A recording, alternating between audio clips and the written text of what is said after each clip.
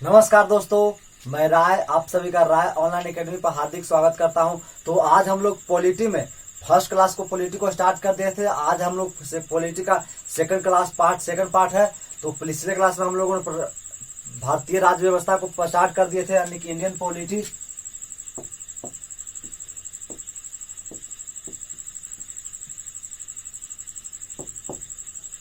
Indian polity को हम लोगों ने स्टार्ट कर चुका था। तो पिछले क्लास में आपको बताए थे, है ना। एक बार हम पुनः रिकॉल कर देते हैं। तो राज क्या है। तो राज बनने के लिए चार मुख्य बातें काफी इंपॉर्टेंट है। राज बनने के लिए पहला क्या, तो पहला आपका हो गया जनसंख्या।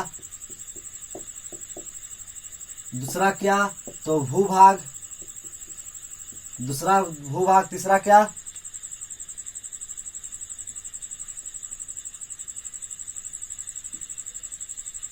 पहला हो गया जनसंख्या, दूसरा हो गया भूभाग, तीसरा क्या होगा बताइए।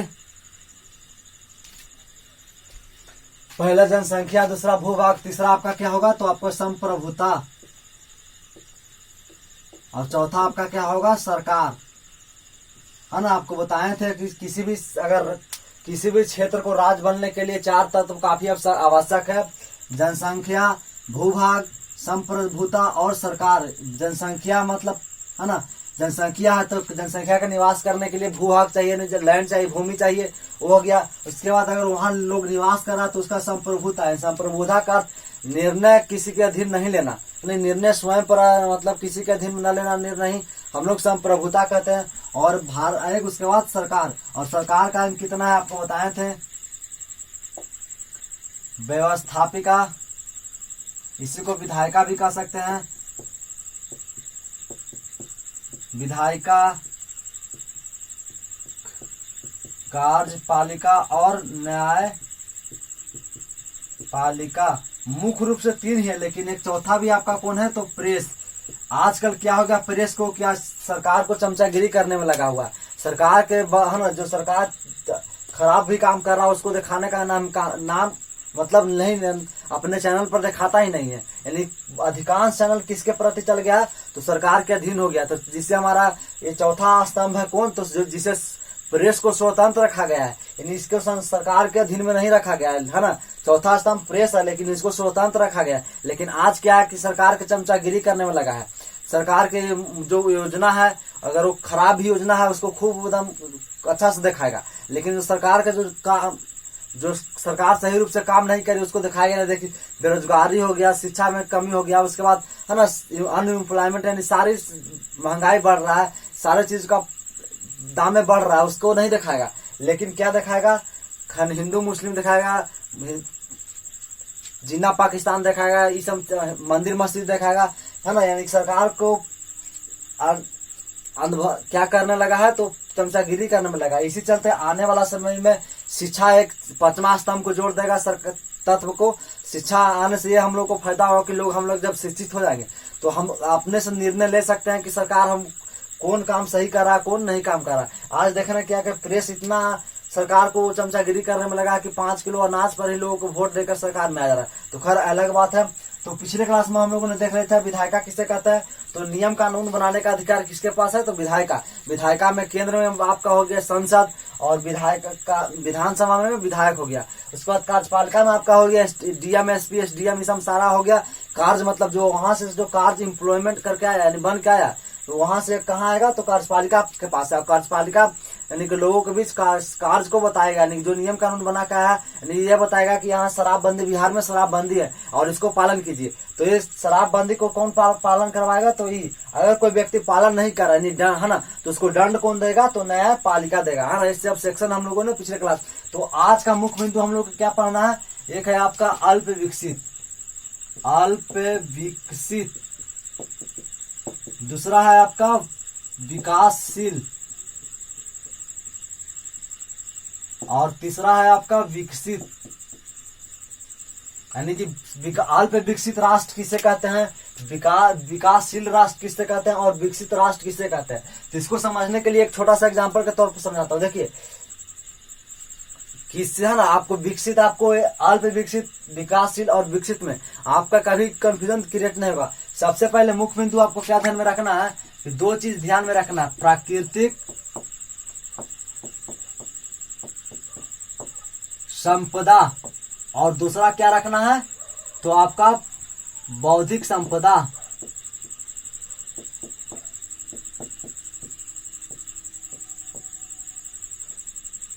क्या रखना है ना, यानी कि अगर किसी भी राष्ट्र के पास प्राकृतिक संपदा मतलब संसाधन, यानी वह राष्ट्र यानी कि देश, वैसा देश जो प्राकृतिक यानी अपने संसाधन से परिपूर्ण है, यानी उसके पास संसाधन है, लेकिन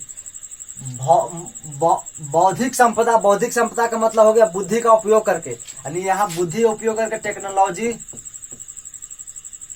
है ना, टेक्नोलॉजी की मदद से यानी बुद्धि का प्रयोग करके वो अपने संसाधन को सही रूप से प्रयोग कर पा रहा है, तो उसी को हम लोग क्या कहेंगे, विकसित राष्ट्र कहेंगे। क्या कहेंगे, देख लीजिए, जिससे समझने का प्रयास कीजिएगा।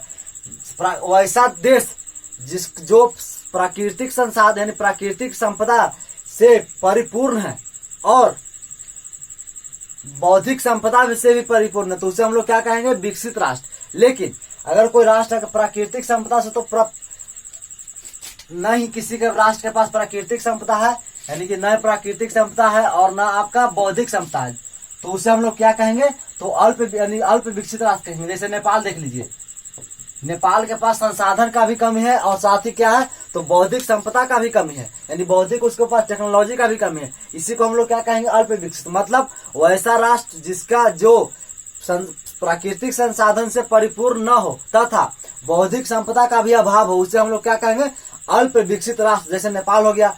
अब बात करें विकासशील राष्ट्र किसे कहेंगे, देखिए वैसा राष्ट्र जिसको जो प्राकृतिक संपदा से परिपूर्ण है, यानी उसके पास प्राकृतिक संपदा है लेकिन टेक्नोलॉजी उसके पास नहीं है, यानी अपने बौद्धिक शक्ति का प्रयोग सही से नहीं कर पा रहा है, उसे हम लोग क्या कहेंगे, यानी कि विकासशील राष्ट्र कहेंगे, यानी देश कहेंगे। जैसे आप भारत देख लीजिए, हमारा भारत कैसा है, तो विकासशील राष्ट्र है। यानी विकासशील राष्ट्र किसे कहते हैं, तो वैसा राष्ट्र जो यानी कि जिसके पास प्राकृतिक संपदा से परिपूर्ण है, प्राकृतिक संपदा है लेकिन बौद्धिक संपदा का अभाव होने के कारण अपने प्राकृतिक संपदा का सदुपयोग नहीं कर पा रहा, उसी को हम लोग क्या कहेंगे, तो आपका ये विकासशील रहेंगे। विकासशील यानी कि प्राकृतिक संपदा है लेकिन बौद्धिक संपदा नहीं। जैसे एग्जांपल देख लीजिए भारत, या इस विकसित में देखिए वैसा राष्ट्र जो प्राकृतिक संपदा से भी परिपूर्ण है, यानी प्राकृतिक संपदा का परिपूर्ण मतलब उसके संसाधन है और अपने संसाधन का सही मतलब जितना संसाधन है उसको पास सभी संसाधन का प्रयोग कर लिया और दूसरे देश के संसाधन से यानी कच्चा माल को मंगाकर अपने यहाँ का टेक्नोलॉजी का यूज करके नया नया प्रोडक्ट बना रहा है, उसी को हम लोग क्या कहेंगे, तो आपका विकसित राष्ट्र कहेंगे। यानी इसमें दोनों सही होगा। जैसे आप जापान देख लीजिए या अमेरिका देख लीजिए, सब किस में आएगा, तो विकसित राष्ट्र में। तो इसको लिख लीजिए, हेडिंग में लिखिए अल्प विकसित राष्ट्र।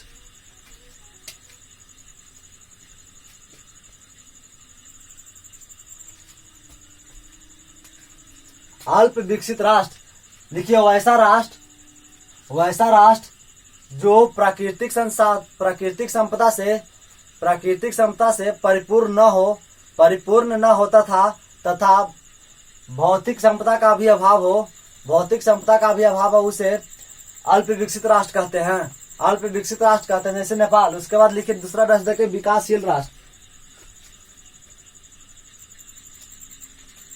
विकासशील राष्ट्र लिखिए वैसा राष्ट्र जो अपने प्राकृतिक संपदा का जो वैसा राष्ट्र जो प्राकृतिक संपदा से परिपूर्ण है तथा बौद्धिक संपदा का अभाव होने के कारण